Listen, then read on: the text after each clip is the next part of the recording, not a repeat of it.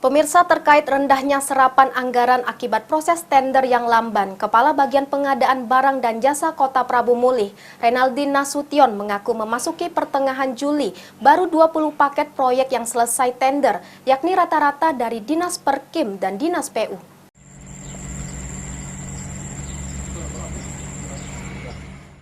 Kepala Bagian Pengadaan Barang dan Jasa Pemerintah Kota Prabu Mulih, Renaldi Nasution, usai menggelar sosialisasi penggunaan sistem pengadaan barang jasa secara elektronik atau SPSE, mengatakan sedikitnya baru ada 20 paket proyek yang selesai tender. Renaldi Nasution mengaku pihaknya hanya bersifat menerima paket proyek dari OPD dan kemudian baru bisa ditender. Sampai saat ini baru sekitar 70 paket yang disampaikan dari sejumlah OPD, diantaranya Dinas Perkim, Dinas PU, Disperindak, dan Dinas Pendidikan. Kepala Bagian Pengadaan Barang dan Jasa menjelaskan setiap paket yang masuk hampir setiap minggu terjadwal dan diproses agar tidak tertinggal.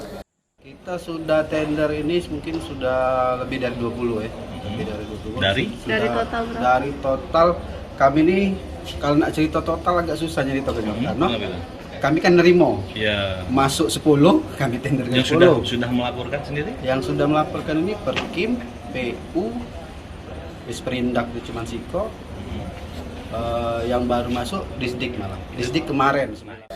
Sebelumnya, Wakil Ketua DPRD Kota Prabu Mulih, Ahmad Palo, menegaskan terkait masih rendahnya serapan anggaran, pihaknya berharap agar masing-masing OPD segera melaksanakan kegiatan yang telah direncanakan. Bahkan dalam waktu dekat akan memanggil OPD terkait. Beni Firdaus, PAL TV.